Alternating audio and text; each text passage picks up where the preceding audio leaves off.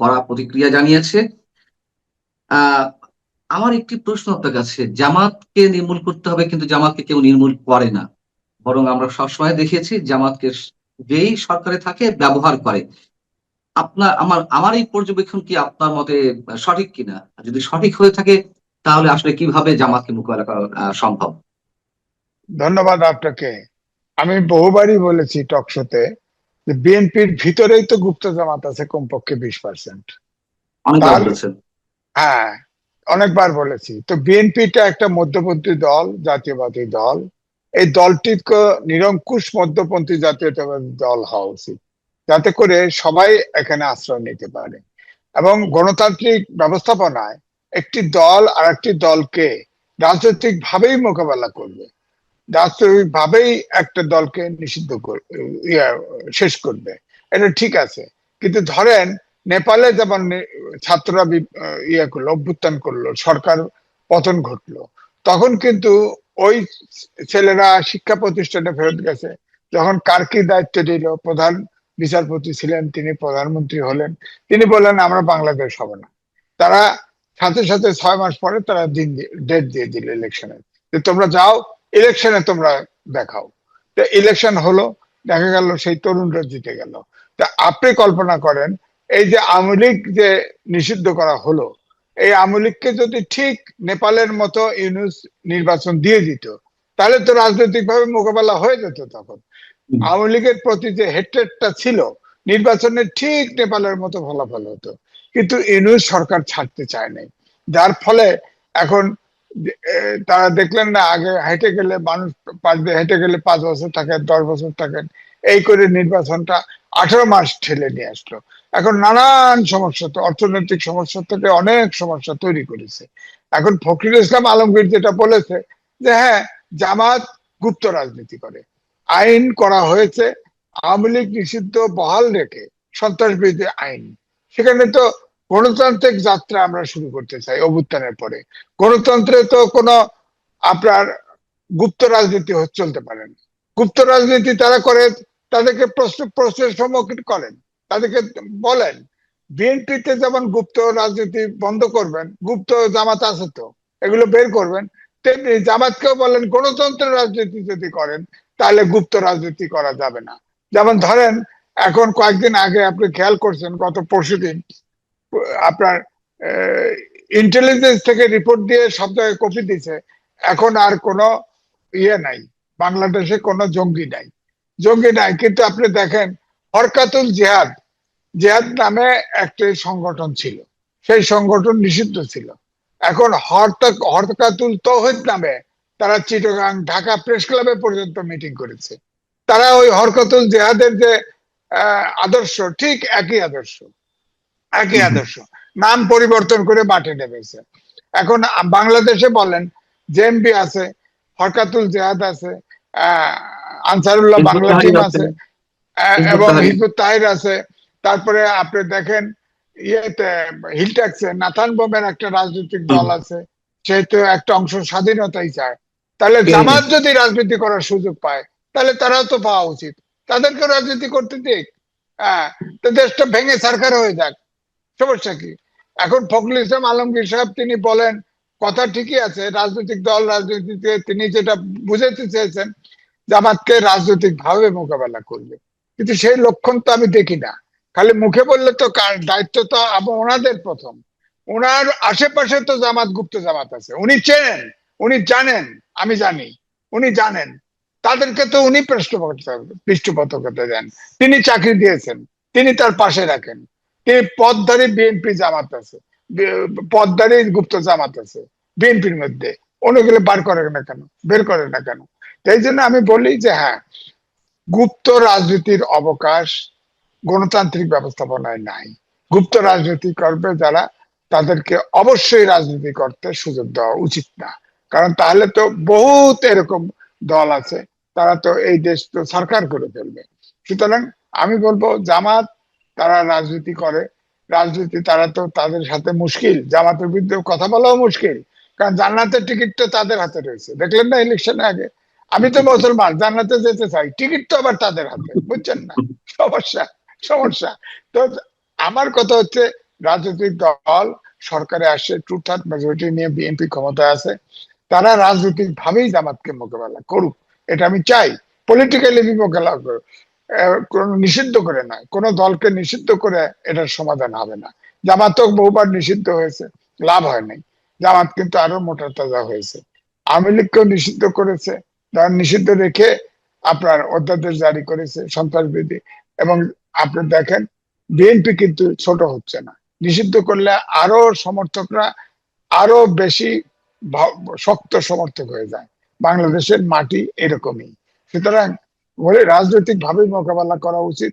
এই যে ধরেন ছাত্র শিবির এবং ছাত্র দল যে সন্ত্রাস চিটাগাং হলো সরকারি সিটি কলেজে, সেখানে লিখেছে ছাত্র রাজনীতি নিষিদ্ধ চাই, শিবির লিখছে। ওখানে লিখে দিচ্ছে গুপ্ত ছাত্র রাজনীতি নিষিদ্ধ চাই। অপরাধটা কি? গুপ্ত রাজনীতি থাকবে কেন? এই যে সাদিক কায়েম বলেন, ভিপিজিএস বলেন, ঢাকা বিশ্ববিদ্যালয়, আপনি জানতেন এখন কতজন এ পর্যন্ত ঢাকা ইউনিভার্সিটিতে কোন কমিটি, শিবিরের কমিটি ঘোষণা করে নাই। আপনি তাদের চেনেন না, জানেন না। এই রাজনীতি কেন থাকবে? আবার তারা বলে ছাত্র রাজনীতি নিষিদ্ধ চাই। তারা গুপ্ত হয়ে ইউনিভার্সিটির ভিতরে থাকবে আর অন্যরা কোনো সংগঠন করতে পারবে না। তা তো হয় না, তা তো হয় না। সুতরাং গুপ্ত রাজনীতি যে দল করবে, আইন হওয়া উচিত যে গুপ্ত গণতান্ত্রিক ব্যবস্থায় কোনো গুপ্ত রাজনীতি চলতে পারে না। সুতরাং গুপ্ত রাজনীতি যারা করবে তাদের রাজনীতি করার সুযোগ নেই, নিষিদ্ধ করা উচিত। আপনি যে কথাগুলো বললেন দ্বিমত করার কোনো সুযোগ নেই, বিন্দু মাত্র কোনো সুযোগ নেই, কিন্তু আমি যে জিনিসটা জানতে চাইছিলাম যে এখন সরকারে এসে বিএনপি জামাতকে নির্মূল করার কথা বলছে রাজনৈতিক ভাবে, ঠিক একইভাবে আওয়ামী লীগ সরকারে এসে ক্ষমতায় এসে জামাতকে কোণঠাসা করে রাখতে রাখতে চেয়েছিল, কিন্তু যখনই বিরোধী দলে থাকে এই যে বিএনপি বা আওয়ামী লীগ, তারা কোনো না কোনো ভাবে জামাতকে ব্যবহার করে। আবার ক্ষমতায় এসে যখন নির্মূল করার কথা বলে, নির্মূল তারা ঠিকই করে না। আওয়ামী লীগ 15.5 বছর ক্ষমতা ছিল, আমি বলছি না নির্মূল ভাবে, আমি আইনগত ভাবে অথবা রাজনৈতিক ভাবে নির্মূল করার কথা বলছি। আওয়ামী লীগ কিন্তু একেবারে শেষ পর্যায়ে অন্তিম মুহূর্তে এসে নির্বাহী আদেশে নিষিদ্ধ ঘোষণা করলো। আবার বিএনপি তো জামাতকে সঙ্গে নিয়ে সরকার গঠন করেছে একবার, এখন এসে তারা বিরোধী দলে এখন নির্মূল করার কথা বলছে। মানে আমার প্রশ্ন হচ্ছে শুধু সবটা, জামাতকে তো আমরা সবসময় ব্যবহার করতে দেখেছি এই বড় দুই দলকে, কিন্তু নির্মূল তো কখনো করতে দেখিনি, কিন্তু সবসময় আবার নির্মূলের ধোঁয়া তোলা হয়, এটি কেন? না, এক নম্বর হচ্ছে আওয়ামী লীগ কিন্তু ওই স্বাধীনতা বিরোধী শক্তি হিসাবে জামাত এবং বিএনপি কে শত্রু হিসেবে দেখেছে। তারা কিন্তু পলিটিক্যালি কখনো এই দলগুলোকে পলিটিক্যালি ফেস করতে চায় নাই। কিন্তু বিএনপি, এই জামাত বিএনপির সাথে 20 দলের জোটে দীর্ঘদিন ছিল। কিন্তু আপনি বলছেন যে আপনি একেবারে মানে ভিতর থেকে যা জানেন আপনি সেগুলোই বলছেন, ডিসক্লোজ করছেন, এবং নিশ্চয়ই আরো অনেক কিছু জানেন সেগুলো বলতে চান না। জামাতের লোকজনকে চাকরি দিয়েছে, জামাতের সাংবাদিকদের, জামাতপন্থী সাংবাদিকদের বড় বড় জায়গায় বসিয়েছে, এগুলো অবশ্যই সত্য, আমি নিজেও জানি। কিন্তু বাস্তবতা হচ্ছে আমরা এইগুলোকে কিভাবে মূল্যায়ন করবো যখন মন্ত্রী হিসেবে নিয়োগ দেওয়া হয় বিএনপির শীর্ষ নেতৃত্ব থেকে, যখন সরকার গঠন করা হয় তখন 2-4 জনকে বা 20-50 জনকে চাকরি দেওয়া আর না দেওয়ার এর মধ্যে আর পার্থক্য থাকে কি? না, বিএনপির বিষয়টা শীর্ষ হলো নেতৃত্বে। ধরেন আপনি যে নাম নিয়ে আলোচনা করেছেন ফখরুল ইসলাম আলমগীর, তিনি বিএনপির সেক্রেটারি জেনারেল, তিনি ত্যাগ তিতিক্ষার কমতি নাই, জেল খেটেছেন, কত কিছু করেছেন, ময়লার গাড়িতে আগুন দিয়েছেন, সে মামলায় খেটেছেন। তার মতো তো অত, তিনি একটা মজলুম নেতা। তিনি বিএনপির ভিতরে কে গুপ্ত জামাত, কে সঠিক বিএনপি এটা বুঝবে না কেন? বুঝতে তো তাকে হবে। এবং তাদেরকেও তো ওনারা চাকরি দিবে কেন? বিএনপির তরফ থেকে গুপ্ত জামাত কেন চাকরি পাবে বলেন? আপনি দিচ্ছে তো, আপনি অনেকগুলো প্রতিষ্ঠান দখল করছে না? আপনি দেখেন, আপনি আমাদের মিডিয়া জগতে টেলিভিশন বলেন, পত্রিকা বলেন, সেখানে মাথার উপরে বসায় দিছে না? আবার ভিতরে ভিতরে অনেক আপনি দেখেন ট্রেনিং সেন্টার আছে, সেখানে সাংবাদিক উৎপাদন হয়, সেখানে আপনার আহ ডাক্তারি ভর্তি হওয়ার জন্য আহ উৎপাদন করা হয়, বিভিন্ন সেক্টরে দেওয়ার জন্য তারা ওইভাবে ট্রেনিং সেন্টার আছে, প্রায় 150 থেকে 150 সেন্টার আছে। এক সময় আমিও যা না বুঝে ওখানে আমি ট্রেনিং দেওয়া হয়েছি, তো আমি ক্লাস নিছি, তো বুঝছেন, টাকা পাইছি, টাকা দিছে। তো পরে আমাকে এখন তো আর আমাকে বিশ্বাস করে না, সুতরাং আমাকে আর ডাকেও না, কিন্তু তারা তো আছে তো। বিএনপির সাবেক সংসদ সদস্য, কেন্দ্রীয় নেত্রী সৈয়দ আশরাফি পাপিয়া, তিনি মন্তব্য করেছেন যে কোনো রাজনৈতিক দলকে নির্মূল করা সম্ভব না, জামাতকে উদ্দেশ্য করে বলেছেন। পরবর্তী আবার তিনি বলেছেন যে আওয়ামী লীগকেও নিষিদ্ধ করা সম্ভব নয়। আহ এটিকে আমরা গৃহদাহ বলবো নাকি গণতান্ত্রিক চর্চার অংশ হিসেবে বলবো, যেখানে দলের মহাসচিব বলছেন যে অমুককে নির্মূল করতে হবে, সেখানে পার্টির কেউ কেউ বলছেন যে নির্মূল করা সম্ভব নয়। ইভেন আওয়ামী লীগের কথাও তিনি বলছেন যে আওয়ামী লীগকেও নিষিদ্ধ করা সম্ভব নয়, পৃথিবীর ইতিহাস কোন রাজনৈতিক দলকে নিষিদ্ধ করে মানে খুব বেশি সুবিধা পাওয়া যায়নি, বা এটা হয়নি, নির্মূল করা যায়নি। না, আওয়ামী লীগকে কিছুটা নির্মূল করা সম্ভব ছিল, যেটা আমি নেপালের উদাহরণ দিলাম। তৎক্ষণাৎ যদি 6 মাসের ভিতরে নির্বাচন দিত, আওয়ামী লীগ আসলেই 10-15টা সিট পেত। তখন সেটা যে পাওয়া আওয়ামী যেত লীগের তো, প্রতি হেট্রেটটা ছিল, হিট অফ দ্য ঠিক সময় মোমেন্টে মতো পাওয়া হয় যেত। নাই। হুম। হ্যাঁ, এখন নিষিদ্ধ করে আওয়ামী লীগকে কাজ হবে না, এখন কাজ হবে না। জামাত জামাতের ভিন্ন একটা ক্যারেক্টারের সংগঠন, প্রত্যেক দলের ভিতরে ঢুকে আছে জামাত। হ্যাঁ, এটাকে আপনি বেছে বের করবেন কেমনে, কোনটা জামাত কোনটা না? আপনি জামাত কিনে আমি জামাত কিনে আপনি বুঝেন কিভাবে বলেন? হ্যাঁ, আমি হয়তো বেশি বেশি কথা বলতেছি জামাতের বিরুদ্ধে, আমি তো করতে জামাত হতে পারি। এটা চিনবেন কেমন করে? এই চিনবেন কেমন করে? আমার বক্তব্য এখানে যে প্রবীণ রাজনীতিবিদ যারা যে সংগঠনের নেতৃত্ব দেন, তারা তো বোঝা উচিত, তারা তো বোঝা উচিত। কিন্তু আমি জানি বিএনপির নেতা আছে যারা চেনেন সে গুপ্ত জামাত, তারপরেও তাকে পৃষ্ঠপোষকতা করতে দেন। এইটাই হলো দুঃখজনক, এইটাই দুঃখজনক। সুতরাং আমি মনে করি রাজনৈতিক দলকে গণতান্ত্রিক ব্যবস্থাপনায় রাজনৈতিক ভাবেই মোকাবেলা করা উচিত, আইন করে সম্ভব না। ধরেন যে আইনটা করা হলো, ধরেন আওয়ামী লীগ নিষিদ্ধ রেখে সন্ত্রাস বিরোধী আইন, এটা ডিটেলে হচ্ছে এটা তো ওই আইনও নয়, এটা তো দলগুলির নির্বাহী আদেশে, এটা তো নির্বাহী আদেশে নিষিদ্ধ করা হয়েছে, না তাই না? না, এটা তো এটা তো আইনও এখন না, সংসদে আইন। না না না, ওটা তো এটা নির্বাহী পরবর্তীতে, আদেশে হয়েছিল, এখন এটা তো পরবর্তীতে আইন আইন হয়ে হয়েছে। গেছে। এখন হ্যাঁ। তো সংসদে আইন হয়ে গেছে। আইনে হচ্ছে তা আওয়ামী লীগের, ধরেন আওয়ামী লীগ হোক আর যে দলই তখন নিষিদ্ধ হোক, তার সহযোগী সংগঠন অঙ্গ সংগঠন সহ সব নেতা কর্মীদের বিচারের আওতায় আনা যাবে। আমি একটু হ্যাঁ, একটু একটু তো জানছি এটা আপনার তো কাছে যে একটা, আমি একটু এটা বোঝার তো চেষ্টা একটা করি। খোলা আইন। আইনের আপনি মাধ্যমে, খেয়াল করেন, আইনের, জি, জি বলুন। এটা তো একটা খোলা আইন। উনিশশো হুম, হুম। চুয়াত্তর সালে স্পেশাল পাওয়ার অ্যাক্ট এখনো আছে। 5ই আগস্টের পরে মোশতাক যখন ক্ষমতায় নেয়, তখন স্পেশাল যত লোক গ্রেপ্তার করে, তখন জেলখানা ভরে ফেলছিল। 80 ভাগ লোক ছিল ওই সন্ত্রাস স্পেশাল পাওয়ার অ্যাক্টে। তা এখন যে আইনটা পাশ হলো, এই আইনটা ধরেন এখন বিরোধী দল, ধরেন জামাতের নেতৃত্বে 11 দল বাইরে গেল আন্দোলন করতে, তারা হুম। ধরেন আইন শৃঙ্খলা বাহিনীর অবনতি ঘটালো, নিষিদ্ধ করে দিতে পারে বিএনপি। আবার 5 বছর পরে হোক, 10 বছর পরে হোক, 100 বছর পরে হোক, আওয়ামী লীগ ক্ষমতা আসলো, বিএনপিকে নিষিদ্ধ করে দিতে পারে। হ্যাঁ, অর্থাৎ সেটি করবে। এই আইনে সব দলকে ক্ষমতা নিলে সব দলকে নিষিদ্ধ করতে পারে। এটা সেটি একটা তো ওপেন হ্যান্ডেড অর্থনীতিতে বড়, আইন। সেটি এটা এটা একটা কালো আইন। এই আইন ঠিক 1974 সালের স্পেশাল পাওয়ার অ্যাক্টের মতো। এবং আপনি জেনে রাখবেন, এই আইন হয়তো বলবৎ থাকবে, সবার জন্য এটা আরামদায়ক হবে রাজনীতিবিদদের এটা তো জন্য। আমরা আশঙ্কা করছি, কিন্তু আমার প্রশ্ন হচ্ছে এটা আইন তো বটে, কিন্তু এই আইনের অধীনে যে রাজনৈতিক দলগুলো নিষিদ্ধ করা হচ্ছে, সে আওয়ামী লীগকে নিষিদ্ধ করা হলো তাদের রাজনৈতিক কার্যক্রম, বিষয়টা হচ্ছে আইনের তো আইনি প্রক্রিয়ার মাধ্যমে বা আদালতের বিচারিক কার্যক্রমের মাধ্যমে যদি নিষিদ্ধ হয়, সেটি আমরা আইনগত প্রক্রিয়া বলতে পারি। কিন্তু আওয়ামী লীগ সন্ত্রাস করেছে বা বিএনপি সন্ত্রাস করেছে, ভবিষ্যতে আওয়ামী লীগ নিষিদ্ধ করবে, সেটির বিচারিক প্রক্রিয়া কি, সেটিকে আমরা আইনগতভাবে নিষিদ্ধ বলতে পারি? এটা তো আমি যদিও, কোন না, আমি কোন রাজনৈতিক ভাবে এক্সিকিউটিভ অর্ডারে বা আইনি প্রক্রিয়ায় বন্ধ করার পক্ষে না। রাজনৈতিক দলকে রাজনীতি দিয়ে মোকাবেলা করতে হবে, তাদেরকে রাজনীতি আরেকটা রাজনীতিকে নিঃশেষ করে দিতে পারবে। কিন্তু সেটাই আছে, জোর সেটা করে, বিরোধী, কিন্তু আমি বলছি যে কারণ আইন তৈরি করে। না না না, আমাদের দেশে তো সুশাসন নাই, আইনের আচ্ছা। শাসন নাই। হুম, এখন হুম, হুম। ধরেন কোর্টে, এখন ট্রাইব্যুনালে বিচার উঠলো, ট্রাইব্যুনালে বিচার চলতেছে না, বিচারের ভিতরে শেখ হাসিনার, যেহেতু আওয়ামী লীগের দল বলে দিল আওয়ামী লীগ নিষিদ্ধ, আওয়ামী লীগ হুম, হুম। সন্ত্রাসী সংগঠন, একে নিষিদ্ধ করা হয়ে গেল। সুতরাং যতক্ষণ পর্যন্ত আইনের শাসন, সুশাসন, গণতন্ত্র এদেশে আক্ষরিক ভাবে পালিত না, বাস্তবায়ন না হবে, ততক্ষণ পর্যন্ত আইনের উপরেও কিন্তু আস্থা রাখা যাবে না। আপনার সুশাসনের উপর আপনি দেখেন অভ্যুত্থান 71 সালে বৈষম্যের বিরুদ্ধে আন্দোলন, গণতন্ত্র, আইনের শাসন, সুশাসন চেয়েছি। 90-ও তাই চেয়েছি, অভ্যুত্থানেও তাই চেয়েছি। কিন্তু এখনো বলেন, আপনাকে দেখেই তো বুঝতেছেন, এই যে ধরেন প্রায় 250-র অধিক সাংবাদিক গ্রেপ্তার হয়ে আছে।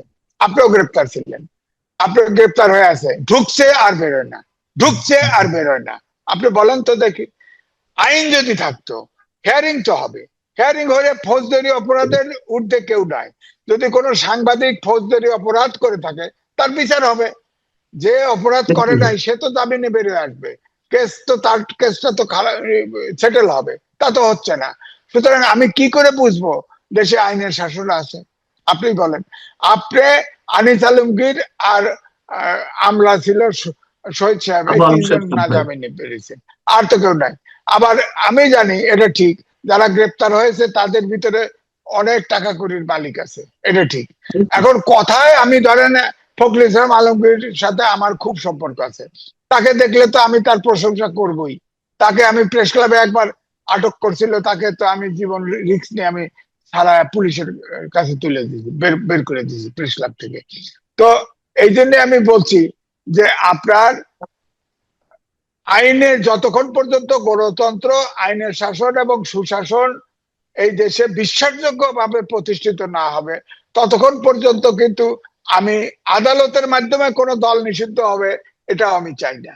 এটা হচ্ছে আওয়ামী লীগ সন্ত্রাসী সংগঠন হিসেবে আওয়ামী লীগকে রাজনৈতিক কার্যক্রম নিষিদ্ধ করা হয়েছে। আমরা কিন্তু এই বাস্তবতা, আমরা গত 2 বছরে আওয়ামী লীগের কোনো সহিংসতা দেখিনি, এটি বাস্তবতা। অনেকে আশঙ্কা ছিল আওয়ামী লীগ কি না কি করবে, আওয়ামী লীগ জোট মানে তারা খুব দ্বিগুণ শক্তিতে জ্বলে উঠবে, সেরকম কোনো অস্থিতিশীল পরিবেশ সৃষ্টি করে কিনা, যেটা বাস্তবতা আমরা দেখিনি। কিন্তু আওয়ামী লীগ দীর্ঘদিন ধরে চুপ রয়েছে। এই চুপ থাকার কারণটা কি? তারা কি আসলে ভিতরে ভিতরে সংগঠিত হচ্ছে নাকি অন্য কোনো কারণ? আপনার কি মনে হয়? না, সংগঠিত অসংগঠিত সেটাও জানি না, আমাকে জিজ্ঞেস করে তো বলবে না, আপনাকে বলবে না। তবে তাদের মূল নেতৃত্বটা সব দেশের বাইরে আছে। এখন যারা আছে মূলত সাধারণ সমর্থক, হয়তো তাদের ভিতরে কিছু কিছু কিছু বিক্ষিপ্ত ভাবে মিছিল মিটিং করতেছে, তো করছে, হচ্ছে। কিন্তু আওয়ামী লীগকে আমি বললাম যে একমাত্র পলিটিক্যালি তাদেরকে আপনার ছোট করে দেওয়া যেত, সেই ইলেকশন যদি 6 মাসের ভিতরে ইলেকশন করা হতো। এখন নিষিদ্ধ করে কোনো কাজ হবে না। আওয়ামী লীগের সমর্থক একটাও সরে নাই বাংলাদেশের মাটি। যে দল, এই ধরেন বিএনপি, কি পরিমাণ নির্যাতন হয়েছে, গুম খুন, অনেক কিছু, আয়নাঘর, অনেক কিছু ঘটছে, কিন্তু আওয়ামী লীগের কোন সমর্থক কিন্তু বিএনপির কোন সমর্থক কিন্তু সমর্থন উদ্ধ করে নাই, জামাতেরও তাই। সুতরাং আমি বলবো নিষিদ্ধ কোনো পথ না, রাজনৈতিক দলকে নিষিদ্ধ করা গণতান্ত্রিক ব্যবস্থাপনায় রাজনৈতিক ভাবেই মোকাবেলা করতে হবে। এবং বিএনপিকে, আওয়ামী লীগকে মোকাবেলা করার সময় পেরিয়ে গেছে, এখন মোকাবেলা করা কঠিন আছে, কারণ তাদের সমর্থক আছে, শুধু নেতৃত্বের অভাব আছে। এই জন্য গুজব আছে রিফাইন্ড আওয়ামী লীগ হওয়ার চেষ্টা। হ্যাঁ, রিফাইন্ড আওয়ামী লীগ হলেও ধরেন শেখ হাসিনা যদি ফেরত আসে তাতে লাভ হবে না, কারণ সবগুলো দল তখন, অভ্যুত্থানের সব শক্তি এক হয়ে যাবে তখন। এখন রিফাইন আওয়ামী লীগ হলেও যদি কাউকে যে দল করে, সেটাও শেখ হাসিনার আপনার লাগবে, সমর্থন লাগবে তার প্রতি। তাছাড়া সেই দল সংগঠিত, বিশাল দল, এটাকে সংগঠিত করার কঠিন হবে।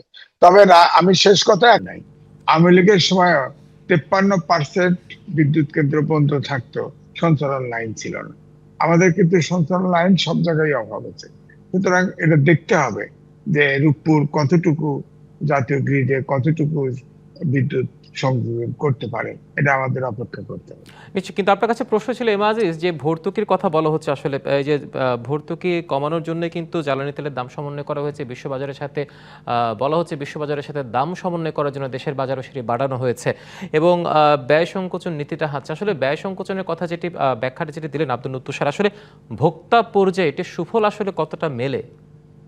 দেখেন, ধরেন 300 গাড়ি কিনলেন, ট্যাক্স ফ্রি গাড়ি, তারপরে গাড়িতে খরচ করলো, এই টাকা দিয়ে কিনে আনলো এমপি। এখন ধরেন প্রত্যেকটা জায়গায় যে অপচয় হচ্ছে, আমি দুর্নীতির কথা বলছি না, অপচয় হচ্ছে, অপচয় রোধ করলে তো এটা সম্ভব। একজন এমপি তো গাড়ি পাওয়াই উচিত। সরকার দিতে গেলে সরকারের গাড়ি তো পুরা তেলও দিবে।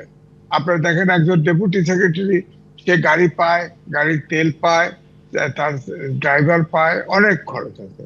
তা আপনি তো দিতে গেলে তো আপনার অন্তত পক্ষে একজন সিনিয়র সেক্রেটারির উপরে তো এমপি, তো এই খরচ যোগাব একটা জায়গায় কাটিল করতে গিয়ে আপনি অনেক বাড়িয়ে দিবেন, তারপরে আপনার জেলা পরিষদে বসতে দিবেন, সেখানে তো দুনিয়ার লোকজন এমপির কাছে আসবে। এবং একজন এমপি তার এলাকায় যেতে গেলে আমার ধারণা এক ট্রিপে কমপক্ষে 2 লক্ষ টাকার নিচে তার খরচ হয় না। এই টাকা তো সে অন্য সোর্স থেকে সংগ্রহ করবে। সুতরাং আমার মনে হয় অপচয়টা একমাত্র গাড়িতে সঞ্চয় করে অপচয় সম্ভব না। আর ভর্তুকির যেটা বলছেন, যে আমাদের কিন্তু আমাদের ইতিমধ্যে বিদেশি লোন 28 লাখ কোটি টাকা, 24 লাখ কোটি টাকা, এটা বিদেশি লোন। এটা আপনার অন্তর্বর্তী সরকার থেকে ফেলে দেওয়া কিছু আছে, আর এই সরকারও কিছু ব্যাংক থেকে লোন দিয়েছে। তো আপনি ধরেন এখন আইএমএফ এর লোন, এডিবির লোন খোঁজাখুঁজি করতেছে। আমাদের সামনে বাজেট, 9 লক্ষ কোটি টাকা কমপক্ষে বাজেট হবে। এই টাকাটা কোত্থেকে আসবে? আর আইএমএফ তো কোনো ভর্তুকি দিতে দিবে না, তাহলে কারণ আইএমএফ লোন দেয় তখনই যদি তার টাকা ফেরত পায়। সুতরাং এখন যে কল্পনাগুলি করা হচ্ছে বাস্তবে কতটুকু সম্ভব এটা কিন্তু সময়ই বলে দিবে। এখন আমি মনে করি ভর্তুকি যেসব দেওয়া হচ্ছে, এবং আমার মনে হয় যে ধরেন এই যে এখন যে ইস্টারে ছিল সোশ্যাল সেফটি নেট, ইতিমধ্যে ধরেন এই নানান রকম কার্ড টার্ড দেওয়া হচ্ছে, এগুলো প্রায়োরিটি ঠিক করা উচিত। করোনা কালে আমরা ডিজেল, আপনার করোনা কালে আমাদের কিন্তু কৃষি বাঁচিয়ে রেখেছিল, সেখানে ডিজেলের দামও 15 টাকা করে বাড়ানো হয়েছে। সুতরাং ডিজেলটা ছাড়া অন্যান্য প্রায়োরিটি কোনটা অগ্রাধিকার দিয়ে কোন কাজটা সরকার করা উচিত এটা ঠিক করা উচিত, বিনিয়োগটা সেখানে করা উচিত। এইটাই আমার বক্তব্য। নিশ্চয়ই আব্দুল লতিফ সাহেব, আপনার কাছে আরেকটি বিষয় যেটি জানতে চাই সেটা হচ্ছে আজকে সংসদে প্রধানমন্ত্রী বলেছেন যে প্রকল্প বাস্তবায়নের দীর্ঘসূত্রতা কেন হয়। আমরা দেখি যে আসলে প্রকল্প হাতে নেওয়া হয়, সেটি মেয়াদ বাড়ানো হয় এবং খরচটা বেড়ে যায়, যার ফলশ্রুতিতে পরিচালন ব্যয়টা বেড়ে যায়। এবং এখন আমরা দেখছি যে চট্টগ্রামের কর্ণফুলী টানেল বলেন, প্রতিদিন প্রায় 30 লাখ টাকার অধিক সেখানে খরচ দিতে হচ্ছে, বা মেট্রো রেলকে বলা হচ্ছে যে শ্বেতহস্তি প্রজেক্ট। এই কথাগুলো আসলে কেন আসে? কারণ এটা যখন প্রকল্পগুলো যখন হাতে নেওয়া হয় তখন কি সেটা ফিজিবিলিটি স্টাডি ঠিকঠাক করা হয় না? প্রকল্পগুলির ব্যয় বাড়ে একটি বড় কারণ হচ্ছে সরকারি কর্মকর্তাদের ইনএফিসিয়েন্সি।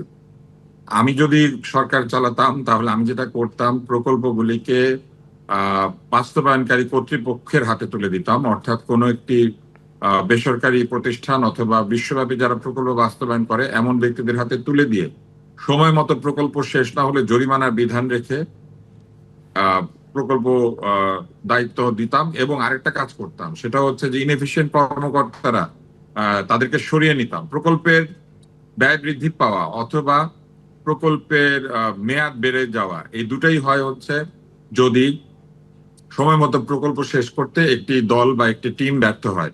তাহলে কি করা উচিত? ওই টিমটাকে সম্পূর্ণভাবে তাদের দোষ ত্রুটি বিবেচনায় নিয়ে সরিয়ে ফেলা উচিত।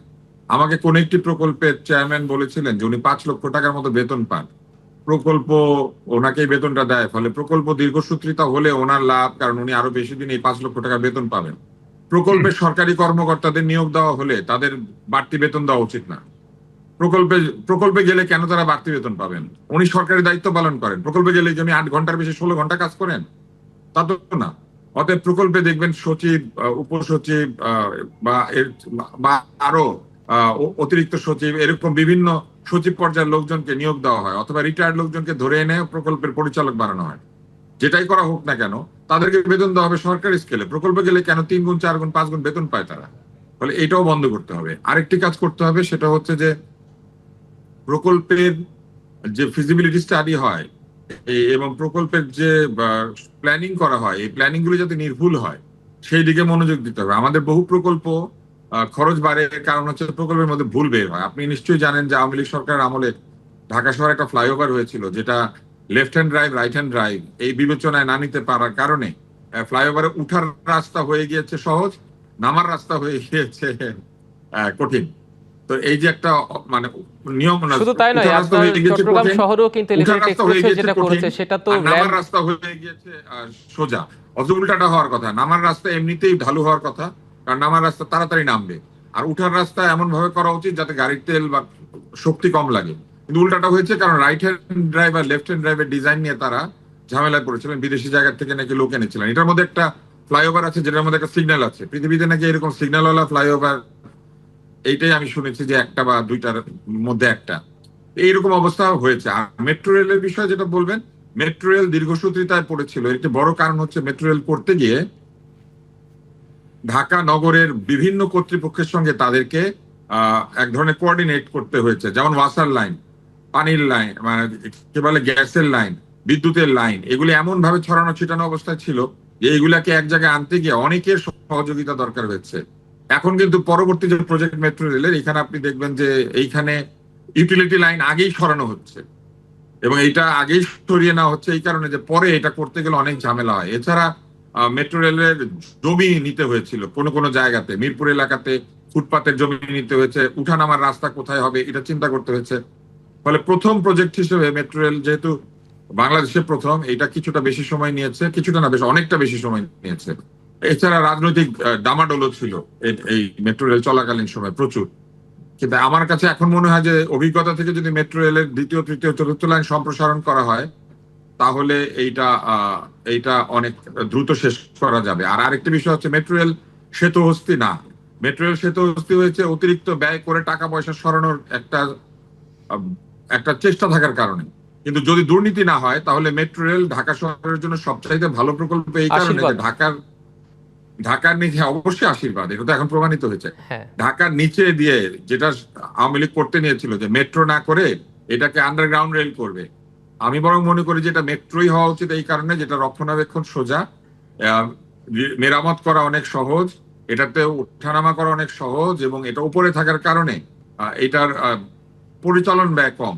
কিন্তু আন্ডারগ্রাউন্ড রেলে চলে গেলে ওইখানে যে সারাদিন বাতাস ঢুকাইতে হবে, এই বাতাস ঢুকানোর যে খরচ হবে সেটা কিন্তু দিয়ে ধরেন 30 বছর পরে আরেকটা মেট্রো রেল বানানো যাবে। কেননা মাটির নিচে যখন রেল তৈরি করা হয় সেখানে বাতাস ঢুকাতে হয়, ভেতরের বাতাস বাইরে বের করে দিতে হয়, সেটা ড্রেনেজ তৈরি করতে হয়, এবং সেটার যে নিরাপত্তা ব্যবস্থা সেটা ভিন্ন হয়।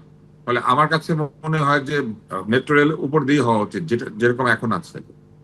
কিন্তু যাই হোক না কেন, প্রকল্প যখন হাতে নেওয়া হয় সেগুলো যদি যথাযথ ভাবে সেগুলো পরিকল্পনা নেওয়া হয় এবং ব্যয় সংকোচন যদি সেখানে গোড়া দিয়ে করা হয়, তাহলে হয়তোবা সেগুলো দীর্ঘ মেয়াদে দীর্ঘসূত্রতায় থেকে বিরত হয় এবং জনমুখী হয়। পেপারে দেখলাম, পত্রিকায় দেখলাম যে এই সরকার প্ল্যান করতেছে যে এয়ারপোর্ট থেকে কমলাপুর পর্যন্ত আর একটা এক্সপ্রেসওয়ে মানে ট্রেন করবে, স্কাই রেল করবে। তখন জাইকার সাথে নাকি আগে চুক্তি আছে, মিরপুর থেকে যেটা হয়েছে সেই চুক্তিতে জাইকাই এই কাজটা পায়। জাইকা ডাবল বাজেট দিয়েছে, যার ফলে বাজেট সংকট, নতুন সেকেন্ড রেল লাইন করতে পারছে না, স্কাই রেল করতে পারছে না, বাজেটের সংকট আছে এরকম। অর্থাৎ চুক্তির সময় তো এগুলো ভাবতে হবে যে একটা করে গেছে, যে কোম্পানি করছে আর এক কোম্পানিকে অন্য কাজ দিবে। এখন নাকি চুক্তিতে কি শর্ত আছে যে এই কাজও নাকি তারা পাবে, জাইকাই পাবে, জাইকা ডাবল বাজেট দিয়ে বসে আছে। তো এটা তো বাংলাদেশকে হাম সংক্রান্ত যে দুরবস্থা সেটা থেকে উদ্ধার করতে, কেননা হাম, আমি আবারও বলছি যে অতি উচ্চ সংক্রামক ব্যাধি, এবং দীর্ঘ সময় ধরে যেহেতু বাংলাদেশে হামের প্রাদুর্ভাব ছিল না, তাই এরকম একটি অবস্থায় শিশুরা অনেক দ্রুত হামে আক্রান্ত হতে শুরু করেছেন। অর্থাৎ এই সংক্রমণটাকে করতে গেলে হয়তো আরো সময় লাগবে বলছেন এই আপনি। সংক্রমণটাকে কিভাবে প্রতিরোধ করতে হবে? এই সংক্রমণটা কিন্তু ভাইরাল ইলনেসের যে প্রতিরোধ সেইটাই, অর্থাৎ স্যানিটাইজ করতে হবে হাত, হাম রোগীকে আলাদা রাখতে হবে, অর্থাৎ আইসোলেশন করতে হবে, হামের রোগীকে যারা অ্যাটেন্ড করবেন তারা অন্য শিশুর সংস্পর্শে যাবেন না, এবং যারা টিকা নিয়েছেন এমন ব্যক্তিরা হামের রোগীকে অ্যাটেন্ড করবেন। এর বাইরে যেটি করতে হবে সেটি হচ্ছে হাম হলে পরে যত দ্রুত সম্ভব তাকে যে চিকিৎসা দেওয়া, সেই চিকিৎসা দিতে হবে। মনে রাখতে হবে যে হামের চিকিৎসা হয় না, হাম জনিত জটিলতার চিকিৎসা হয়। হাম কিন্তু ভাইরাল ইলনেস, এটা নিজে নিজে সারবে। তো সেই কারণে এই হামের যে ভ্রান্তিটা অনেকের কাছে আছে, যেটা আপনি এই মুহূর্তে তুলে ধরলেন যে হামের চিকিৎসা নেই, কিন্তু হামের জটিলতা চিকিৎসাটি আছে। হয়তো অনেকেই মনে করে যে হামের চিকিৎসা আছে, হামের সুচিকিৎসা আছে। আরেকটি হচ্ছে অনেকেই ভাবছেন যে আইসিইউ না থাকার কারণে রোগীর মৃত্যু হচ্ছে, বিষয়টি তা নয়। আইসিইউ তে কোন রোগী যায়? যার বেঁচে থাকার সম্ভাবনা অত্যন্ত ক্ষীণ। আইসিইউ না থাকতে রোগীর মৃত্যু হচ্ছে ব্যাপারটা তাই নয়। আইসিইউ তে গেলেও বেঁচে ফেরত আসে এরকম রোগীর শতকরা হার কিন্তু অনেক কম। আইসিইউ নেই বলে রোগী মারা যাচ্ছে ব্যাপারটি তা নয়। রোগী মারা যাচ্ছে নিউমোনিয়ার জন্য, নিরাময় অযোগ্য নিউমোনিয়ার জন্য। নিউমোনিয়া সারছে না, এই জন্য রোগী মৃত্যুবরণ করছে। এছাড়াও হামজনিত অন্যান্য জটিলতা রয়েছে, সেই সব কারণে রোগী মৃত্যুবরণ করছে। এম এ আজিজ, এই যে রাষ্ট্রীয় গাফিলতির দায়টা কেন শিশুদের উপর আপনার না, পর্যবেক্ষণ এটা কি? তো এটা। সুতরাং অন্তর্বর্তীকালীন সরকার যারা প্রায় অনেকের বিরুদ্ধে অভিযোগ আছে, অধিকাংশ উপদেষ্টার বিরুদ্ধে অভিযোগ আছে, সেই অভিযোগের তো তদন্ত হওয়া উচিত এবং তাদের বিচার হওয়া উচিত, যাতে এইভাবে বিদেশিরা এসে সরকার দখল করবে, দেশ চালাবে আর লুটপাট করে ফেলবে, আর যাতে ভবিষ্যতে না হয়, তাদের বিচার হওয়া উচিত। হ্যাঁ, নিশ্চয়ই। আব্দুল তুষার, এম আজিজ যে কথাগুলো বললেন আসলে সেটা কি সম্ভব এই মুহূর্তে? আমাদের রাজনৈতিক পরিস্থিতি কি তাই বলে? আমাদের রাজনৈতিক পরিস্থিতি আসলে অনেক জটিল।